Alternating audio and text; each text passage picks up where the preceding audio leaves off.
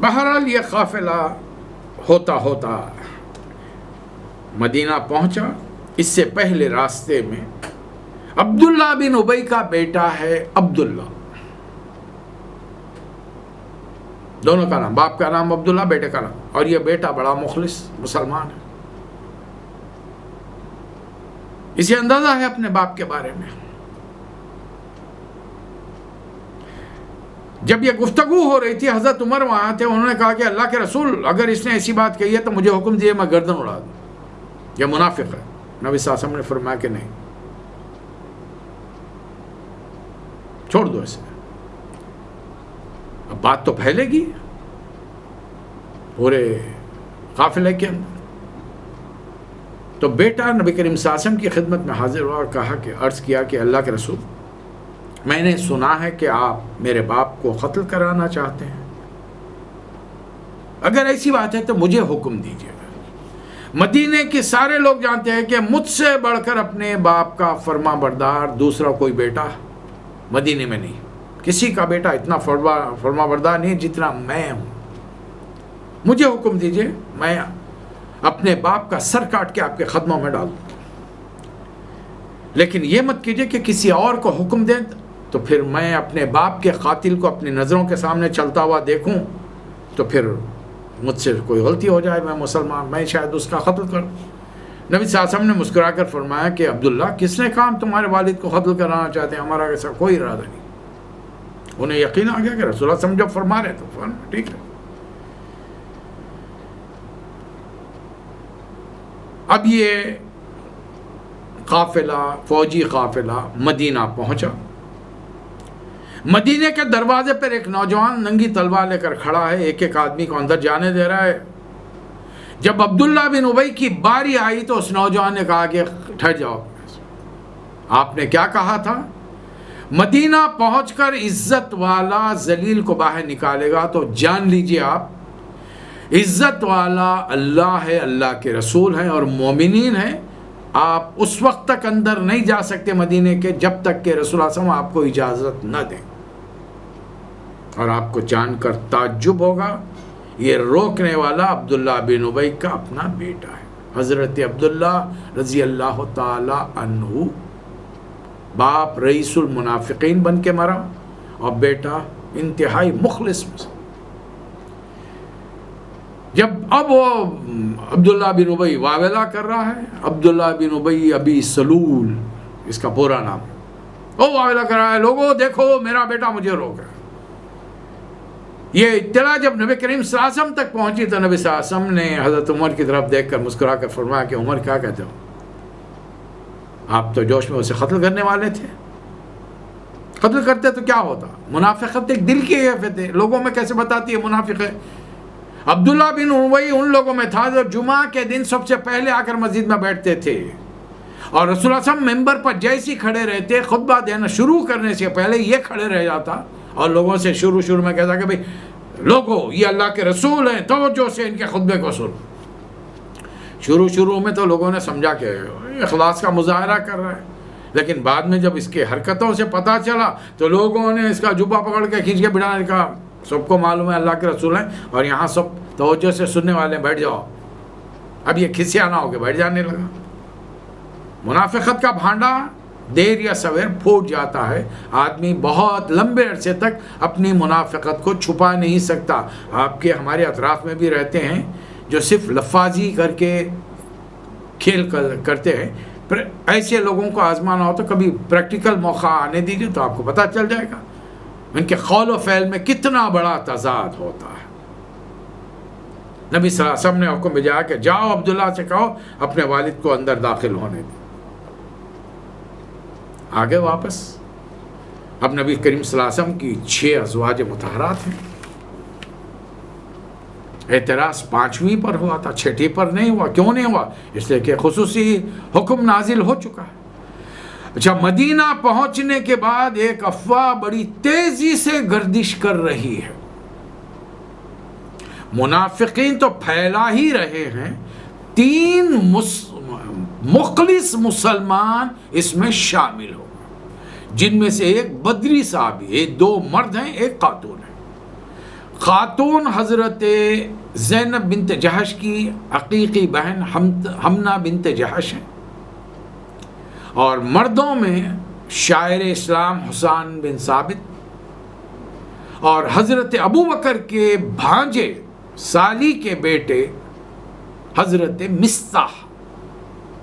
حالانکہ حضرت ابو بکر صدیق اس پورے گھر کا خرچہ اٹھاتے ہیں، حضرت مصطح کوئی کمائے، ان کی آمدنی نہیں ہے، ان کے ساتھ ان کی والدہ رہتی ہیں، ان کا کھانا پینا حضرت مصطح کا یہ سب پورے گھر کی ذمہ داری حضرت ابو بکر صدیق اٹھاتے ہیں، اور انہیں ایک سیکنڈ کے لیے بھی خیال نہیں آیا کہ جو شخص برسوں سے میرے گھر کی کفالت کر رہا ہے اس کی بیٹی کو کے بارے میں غلط بات کیسے، جبکہ میں اس کا چشمدید گواہ بھی نہیں ہوں، میں تھا بھی نہیں وہاں پر۔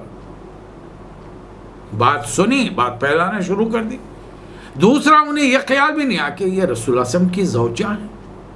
یہ 3 افراد میں افواہ پھیلانا شروع، جنگل کی آگ کی طرح پوری بستی میں۔ اچھا، حضرت عائشہ جب واپس آئیں سفر سے تو اچانک بیمار پڑ گئی۔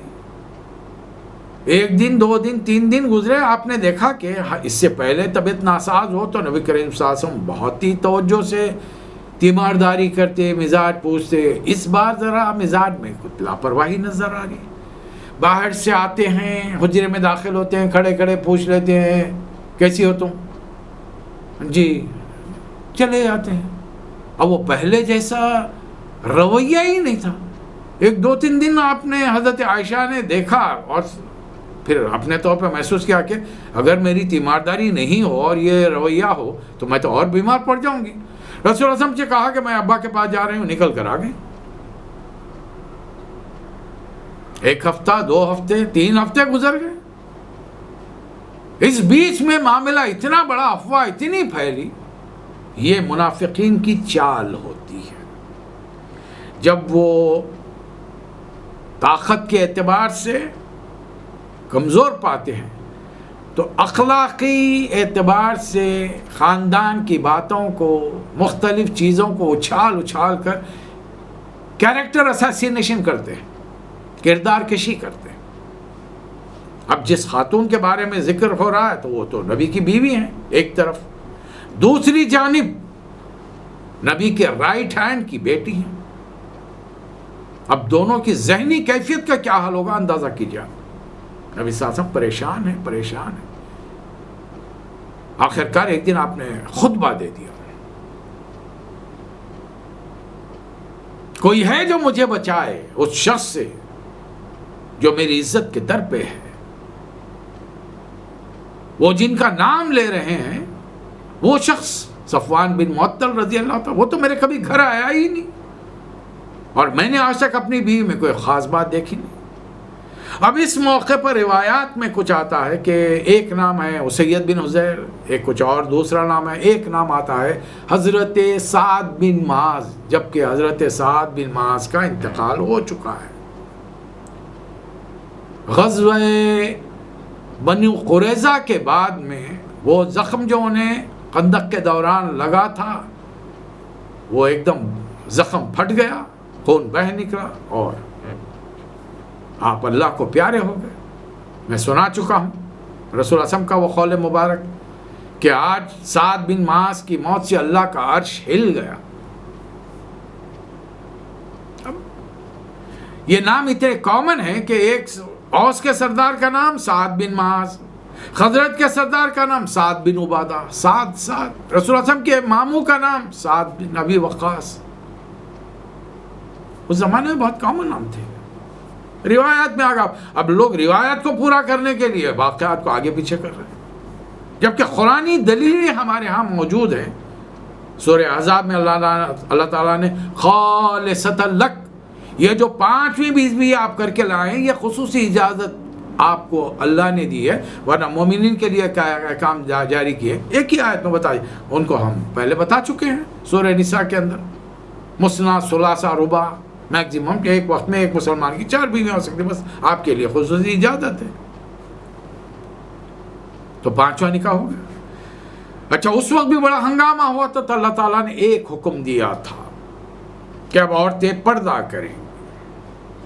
باہر نکلیں گی تو نقاب اور ساتر ہو کے نکلیں گی۔ اب مزید نبی کی بیوی کے بارے میں اتنی بڑی بات کہہ دی گئی، اللہ تعالیٰ نے سورہ نازل فرمایا، اسی سورہ کی ایک آیت میں نے آپ کے سامنے تلاوت کی، سورہ نور۔ آئیے، اس کا وقت لگے گا۔ اچھا، یہ سورہ نور کے نازل ہونے سے پہلے کام کر لیتے ہیں ہم۔ سورہ منافقین کا مطالعہ، منافقون کا مطالعہ کر لیتے ہیں، اس لیے کہ عبداللہ بن ابی نے جو کلمات کہے تھے، اللہ تعالیٰ نے ان کلمات کو سچا کر دکھا دیا۔ اس نے تو صاف انکار کر دیا، میں نے ایسی کوئی بات کہی ہی نہیں۔ تو اللہ تعالیٰ نے باقاعدہ سورۃ المنافقون نازل کر دیا۔ اب اس میں منافقین کے بڑی تفصیلات بیان کر دی۔ آئیے دیکھیں، اذا جاءک المنافقون، یہ منافق جب آتے ہیں ہے نبی صلی اللہ علیہ وسلم آپ کے پاس، قالوا نشہد، کہتے ہیں ہم گواہی دیتے انک لرسول اللہ، کہ آپ اللہ کے رسول ہیں۔ آیت ختم نہیں ہوئی، واللہ یعلم انک رسول، اللہ جانتا ہے کہ آپ اس کے رسول ہیں، واللہ یشہد ان المنافقین لکاذبون، اللہ گواہی دیتا ہے کہ یہ منافق قطعی جھوٹے ہیں، آپ کو زبان سے کہہ رہے ہیں، دل میں نہیں مانتے آپ، اور اپنی بات کو منوانے کے لیے ہر منٹ کو قسم کھاتے ہیں۔ اتخذوا ایمانہم جنۃ فصدوا عن سبیل اللہ، اللہ کے راستے سے لوگوں کو روکنے کے لیے جھوٹی قسمیں کھاتے ہیں۔ انہم ساء ما کانوا یعملون، بڑے غلط حرکتیں کرے، بری حرکتیں یہ لوگ ہیں جو کر رہے ہیں۔ اور اس کی وجہ کیا؟ ذالک بانہم آمنوا، دکھاوے کے لیے ایمان تو قبول کر لیا، ثم کفروا، لیکن دل راضی نہیں ہوئے، حرکتیں وہی کر رہے ہیں۔ تو اللہ نے جب ان کے ایک موقع، دو موقع، تین موقع دیے، جب دیکھ لیا کہ یہ پلٹنا نہیں چاہتے، فَطُبِعَ عَلَىٰ قُلُوبِهِمْ فَهُمْ لَا يَفْقَهُونَ، اللہ نے ان کے دلوں پر سیل لگا دی، مہر لگا دی۔ ان منافقین کو نام نہیں بتائی آپ، ان کی پہچان کیا بتائی؟ وَإِذَا رَأَيْتَهُمْ تُعْجِبُكَ أَجْسَامُهُمْ، آپ جب انہیں دیکھیں گے تو ان کے جب قب، ان کی شاندار پرسنالٹی، قد، قامت، صورت، شکل، رنگ، روغن، بڑے دیکھنے والی چیزیں رہتی۔ اور پھر تقریر کا بھی اللہ ایسوں کو فن دیتا ہے، مجھے موقع ملا ہے ایسوں کو سننے کا، لیکن ہمیں حکم ہے نا نام کسی کا نہیں لینا، کہاں سنے، کب سنے، پھر کہاں بھی سنے تو پھر آپ معلوم کر لیں گے کس کا سنے، اللہ بتا رہا ہے، خود معلوم کیجئے آپ نے کہاں سنا ہو۔ وَإِن يَقُولُوا تَسْمَعْ لِقَوْلِهِمْ، اور جب وہ بات کریں گے تو سنتے رہ جاؤ، میں نے سنی ہے۔ کسی کام سے ملنے کے لیے ایک دوست کے ساتھ پہنچ گئے، اتفاق سے بڑا جلسہ چل رہا ہے، اور اچانک 5-7 منٹ کے بعد میں بارش شروع ہو گئی، ہلکی ہلکی بارش ہے۔ 45 منٹ کی تقریر، اردو، عربی، انگریزی، فارسی، اشعار، بہترین محاوروں، آیتوں، احادیث کا مجموعہ،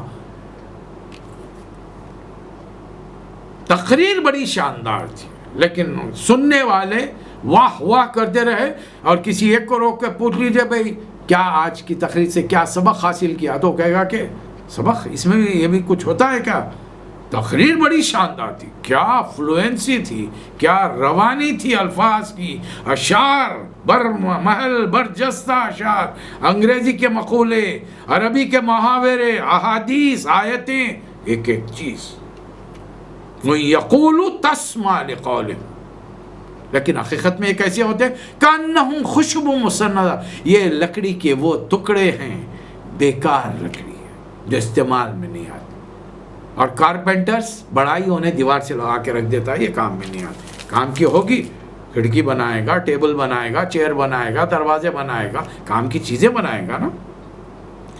یحسبون کل صیحۃ علیہم، ذرا ان کے سامنے اونچی بات کیجیے، فوری ان کے حالی موالی نکل کے آپ کو گھیر دیں گے، ہمارے پیر کے بارے میں، ہمارے بابا، ہمارے حضرت کے بارے میں بات کر رہے ہو تم، آپ کو بات کرنے نہیں دیں گے۔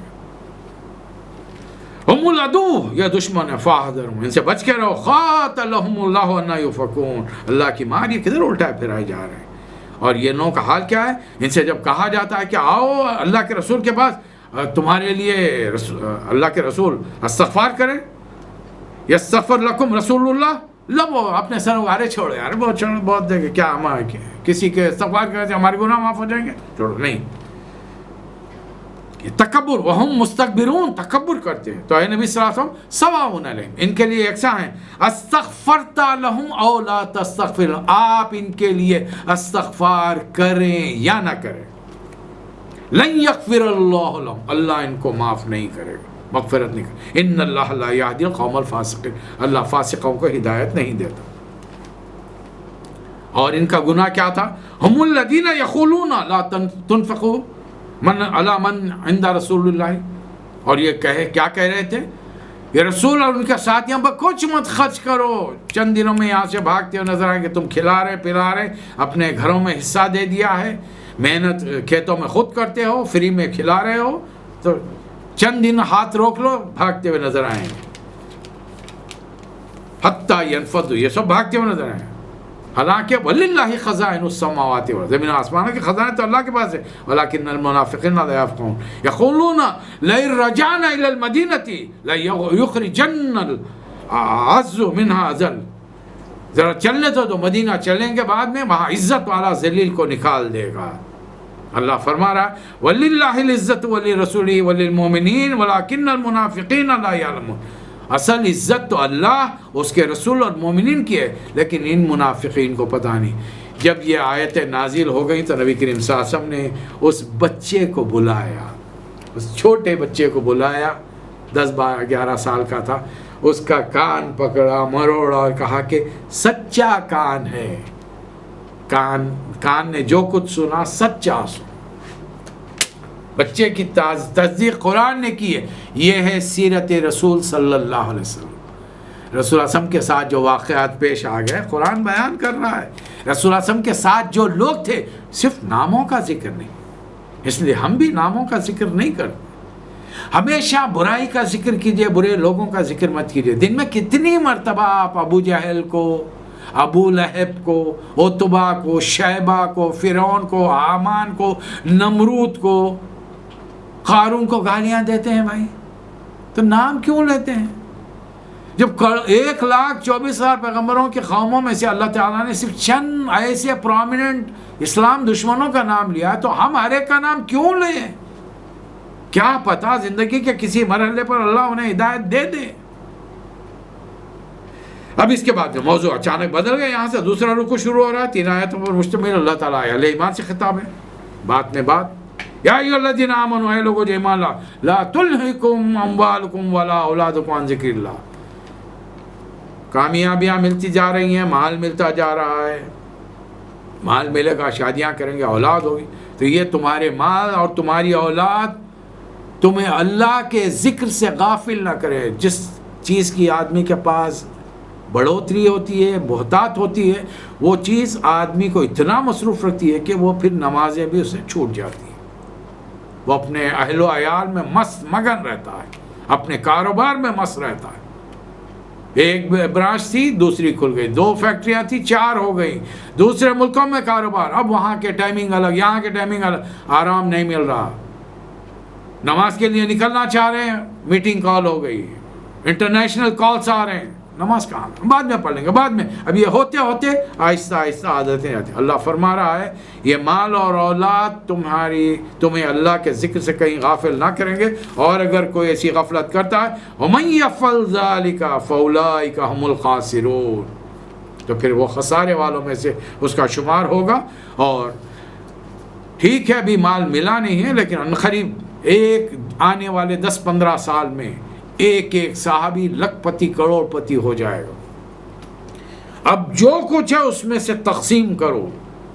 सूरह हदीद हम पढ़ चुके हैं, अल्लाह माल तकसीम कर, जो है 2 रोटी हैं, 1 रोटी भाई को दो, 2 चादरें हैं, 1 भाई को दो, तकसीम करो, उठा उठा के सहन के मत रखो। ये देने वाला भी अल्लाह है, अल्लाह के रास्ते में खर्च करोगे तो, और वो भी देने वाला अल्लाह है। वन्फ़िक़ू मिम्मा रज़क़नाकुम मिन क़ब्लि अन यातिय अहदकुमुल मौत, जमा के रख रहे हैं, जमा के रख रहे हैं, अचानक मौत आ गई। मुझे मालूम है कब मैं मरूंगा, आपको मालूम है कब है? ये जो बैंक बैलेंस हम उठा के रखते हैं, किसके लिए रखते हैं? जब ज़रूरत होती है, जहाँ पर देना है वहाँ पे ہاتھ روکتے ہیں کہ نہیں اگر دے دوں گا تو خرچ ہو جائے گا. یہ کہاں سے لائے تھے؟ میں جب دنیا میں آیا تو اپنی ماں کے پیٹ سے یہ تھیلی لے کر آیا تھا اتنے پیسوں کی. زندگی کے اس دور میں جب اللہ دے رہا ہے آگے بھی اللہ ہی دے گا. اور پھر اچانک موت آ گئی تو پھر وہ آدمی یہی کہے گا ربی لولا اخرتنی الی اجل قریب، پروردگار ذرا موت کو ٹال دیتا میں خوب صدقہ خیرات کرتا وَكُن مِّنَ الصَّالِحِينَ اور بڑے نیک بندہ میں شامل. نہیں، اللہ فرمان وَلَن يُؤَخِّرَ اللَّهُ نَفْسًا إِذَا جَاءَ أَجَلُهَا، جو اللہ نے جو موت کا وقت لکھ دیا ہے وہ ٹلتا نہیں، نہ ایک گھڑی کم نہ ایک گھڑی زیادہ. ویسے ایک بات پھر میں کہوں، تقدیریں بدلتی ہیں دعاؤں کے اثر سے. دعائیں کرے تو لکھنے والا تقدیر کا کون ہے؟ اللہ. کسی کی عمر 10 سال لکھی ہے، دعا کیجئے اللہ 15 کر دے گا، 50 کر دے گا، 100 کر دے گا. ہمیں کیا معلوم کیا لکھا ہے؟ ہمیں نہیں معلوم. تو دعا کرنی چاہیے، لوگوں کے لیے دعا کیجئے، ضرور کیجئے. اپنے والدین کے لیے صرف صحت کی دعا، تندرستی کی دعا، لمبی عمر کی دعا نہیں کیجئے، ایمان کی سلامتی کے ساتھ دعا کیجئے کہ جب تک حیات رکھ ایمان کے ساتھ، اسلام پر، اور جب دنیا سے اٹھا ایمان پر. منع نہیں ہے، ہر چیز مانگیے دنیا کی، عمر مانگیے، صحت مانگیے، مال و دولت مانگیے، دنیا کی تمام چیزیں. کیا بہترین دعا مجھے اور آپ کو سکھائی گئی ہے، ربنا آتنا فی الدنیا حسنہ وفی الآخرۃ حسنہ وقنا عذاب النار. کیا مانگا؟ پہلے کیا مانگا؟ دنیا مانگی. میں دنیا میں ہوں، مجھے دنیا چاہیے، دی بیسٹ چاہیے مجھے. پھر اس کے بعد مجھے مرنا ہے. آخرت میں کیا چاہیے؟ وہاں بھی دی بیسٹ چاہیے مسلمان کو. اور سب سے دی بیسٹ میں سب سے بہترین چیز کیا؟ دوزخ سے بچا لے. جنت کا ایک معمولی سا 1 میٹر کی جگہ بھی دوزخ کی اس آگ کی بنسبت بہترین جنت، بہترین نعمت نظر آئے گی. وَمَنْ زُحْزِحَ عَنِ النَّارِ وَأُدْخِلَ الْجَنَّةَ فَقَدْ فَازَ، جو آتش دوزخ سے بچ گیا اور جنت میں چلا گیا، سمجھو کہ وہی کامیاب ہے. اللہ تعالیٰ نے ایک مختصر سورہ، یوں سمجھے کہ 11 آیتوں کا نازل کر کے بھانڈا پھوڑ دیا عبداللہ بن ابی اور اس کے ساتھیوں کا. اور پھر اس ضمن میں اللہ تعالیٰ نے مدینے میں جو واقعات ہو رہے ایک باقاعدہ طویل سورہ نازل فرما دیا. سورہ کی جو شروعات ہو رہی ہیں آپ دیکھ کر حیران رہ جائیں گے. سورۃ انزلناها وفرضناها وانزلنا فيها آیات بینات لعلکم تذکرون. یہ وہ سورت ہے جسے ہم نے نازل کیا. اچھا، سورہ نور اللہ نے نازل کیا، تو بقیہ قرآن 113 سورے کس نے نازل کیے؟ تو کیوں اللہ تعالیٰ اتنی شدت کا اظہار کر رہا ہے یہاں پر؟ ہم نے نازل کیا. سورہ فاتحہ بھی آپ ہی نازل کرے، معوذتین بھی آپ ہی کرے، سورہ عصر بھی کرے، سورہ کوثر بھی کرے، نصر بھی کرے، سورہ بقرہ بھی کرے، سب سورہ آپ ہی کے، پورا قرآن آپ کا ہے. اس سورہ میں یہ ایمفسائز کیوں ہو جائے؟ اب وہ جو ہدایات ہیں وہ تمہاری زندگی میں پریکٹیکل لانے کے لیے ہیں. ہم نے نازل کیا ہے، ہم نے فرض کیا ہے، اس کی چیزیں فرض ہیں، اور ہم نے اس پہ صاف صاف ہدایات دی ہیں. اب یہ ہدایات کیا ہیں؟